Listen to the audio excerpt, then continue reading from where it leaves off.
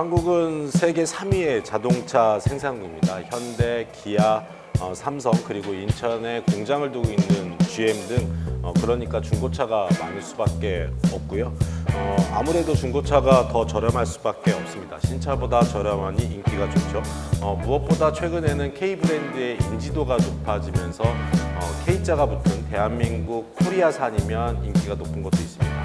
한편 비하인드 스토리인데 외국 바이어들한테 직접 얘기를 들어보면 한국은 극한의 기온이 존재하는 나라입니다. 여름에는 엄청나게 덥고요. 아프리카보다 더 덥습니다. 겨울에는 시베리아보다 더 춥습니다. 이렇게 따지면은 최소 80도에서 연 한 100도 정도의 차이가 오가는데 당연하게 우리나라 자동차에는 에어컨이 탑재가 되어 있고요. 온풍기는 기본으로 설치가 되어 있습니다.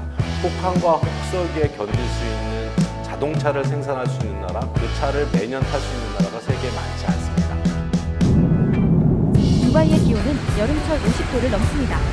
이런 고온 환경에서도 한국 차량은 뛰어난 내구성과 성능을 발휘하며 주목받고 있습니다. 현대차와 기아차는 고온에서도 안정적인 주행을 가능하게 하는 설계로 두바이의 특수한 기후에 적합합니다. 또한 두바이 고속도로의 높은 제한 속도에서도 안정적으로 주행할 수 있어 고속주행 성능 역시 인기를 끄는 요인 중 하나입니다. 한국 자동차의 성능과 옵션들은 이들이 사용하기에 적합하며 수리와 부품 수급도 다른 외국 브랜드에 비해 저렴하며 호환이 잘 돼 인기를 끌고 있습니다. 또 한 가지는 한국 사람들의 빨리빨리 문화도 크게 작용을 합니다. 여러분들 경험으로 아시겠지만 저도 마찬가지고요. 3년의 활부 기간이 끝나면 새로운 차를 사려고 하고요. 그 새로운 차 거의 신차급의 3년 된 자동차가 많이 나오고 있습니다. 그러니까 한국의 자동차가 특히 중고 자동차가 세계에서 인기가 있을 수밖에 없습니다. 그리고 조그만 팁이긴 하지만 자동적으로 사이드 미러가 잡힌다거나 각종 옵션이 많다거나 한국 자동차가 갖고 있는 아기자기한 옵션도 세계인들한테는 커다란 인기 요소 중에 하나입니다. 매년 인천항을 통해 수십만 대의 중고차가 세계 각국으로 수출되고 있으며 특히 아프리카, 중동, 아시아 지역으로의 수출이 활발하게 이루어지고 있습니다. 인천항의 위치적 이점과 함께 인천 지역에는 중고차 수출업체들이 밀집해 있어 수출 물량이 꾸준히 증가하고 있습니다. 하지만 수출량이 꾸준히 증가하고 있음에도 불구하고 인천의 중고차 수출 인프라는 아직 충분히 발전되지 않았다는 평가도 있습니다. 이러한 인프라 부족은 인천이 글로벌 중고차 수출 허브로서의 잠재력을 충분히 발휘하는 데 있어 주요한 과제가 되고 있습니다.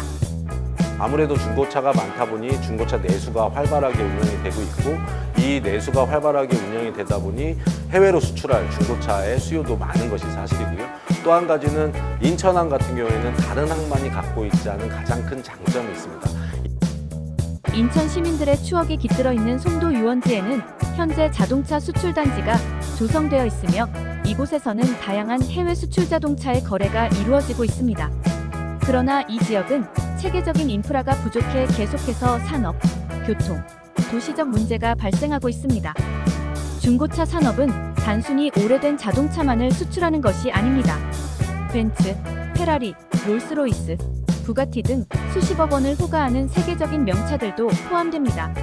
이러한 고가의 차량들은 비행기를 통해 수출되기도 합니다. 이 때문에 공항이 가깝게 위치하고 있어야 합니다. 해외 바이어들이 인천에 몰리는 이유입니다. 이처럼 중고차 수출에는 다양한 물류 인프라가 필수적입니다. 인천은 항만, 공항, 고속도로와의 인접성 등 전 세계적으로 보기 드문 최적의 조건을 갖추고 있습니다. 인천 내항에 보면 정원 수심이라고 그래서 일정하게 도쿠로 운영이 되고 있습니다. 우리가 교과서에서 배웠던 1974년도에 인천항 도쿠가 만들어지면서 외부의 태풍이라든가 이런 거하고 상관없이 일정한 수심을 유지하고 있습니다. 자동차 운반선은 보통 5,000대에서 7,000대를 싣게 되는데 일정한 수심을 유지하다 보니 특별한 시설을 갖지 않고도 중고차를 자동차 운반선에 아주 쉽게 선적을 할 수가 있습니다. 그리고 인천 신항에 보면 컨테이너 터미널이 있는데요. 요즘에는 한 5분의 4 정도를 컨테이너에다가 적치를 해서 보통 ETU짜리 컨테이너 한 대당 총 4대 정도를 적치를 하게 되는데 이 항로를 통해서 수많은 중고차가 나가게 됩니다. 그러다 보니 인천항이 중고차 수출에 메카로서 자리자김을 하게 되는데요. 아랍에미레이트 두바이는 지리적 위치 덕분에 한국 중고차가 아프리카, 중동, 아시아로 수출되는 주요 중개지로 기능하고 있습니다. 중고차를 실은 자동차 선박이 인천항에서 출발해 중동과 아프리카로 등 여러 국가에 수출하는 차량을 두바이 항에 내려놓습니다. 두바이 항에서만 연간 약 100만 대의 차량을 처리하고 있습니다. 두바이 항은 차량을 선적하고 판매할 수 있으며 차량을 다시 실어갈 수 있는 원스톱 시스템을 갖추고 있습니다. 관세와 차량 선적의 편리함 덕분에 바이어들은 두바이를 선호하고 있습니다. 정부 주도하에 설계된 두바이 샤르자 지역은 중고차 수출 단지에서 인근 국가로의 수출이 크게 증가하고 있습니다. 이 지역에서는 절차가 간소화되어 외국인의 거래가 용이하며 온라인 플랫폼을 통한 오프라인 시장의 활성화로 차량 거래와 수출이 활발하게 이루어지고 있는 곳입니다. 일본은 중고차 수출의 선진국으로 세계적으로 체계적이고 투명한 경매 시스템을 운영하고 있습니다.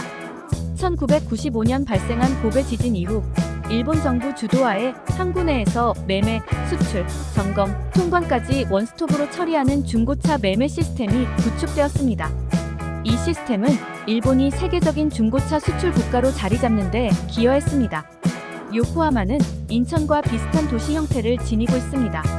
항만, 공항, 신도시, 차이나타운을 갖추고 있으며 인구는 약 300만 명으로 비슷한 규모를 보입니다. 요코하마 항은 연간 약 3억 톤의 화물을 처리하며 그중 상당 부분이 중고차입니다. 현재 요코하마 항은 차량 집화장과 경매장이 함께 위치하고 있습니다. 이곳에서는 차량 점검, 수출 서류 처리, 세관 통과 등의 서비스가 제공되어 중고차 수출 절차가 간소화되고 있습니다.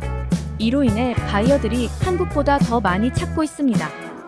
여기서 문제가 하나가 있습니다. 이 수많은 중고차를 매입을 해서 인천에 하다 보면 중고차 운반선이 매일 정기적으로 오는 게 아닙니다. 그러니까 신차와 다르게 중고차 운반선은 여러 가지 단점이 있습니다. 신차는 거대 메이커가 일정하게 성금을 주고 가급적이면 배 한 척을 렌트해서 전용으로 싣기도 하고요.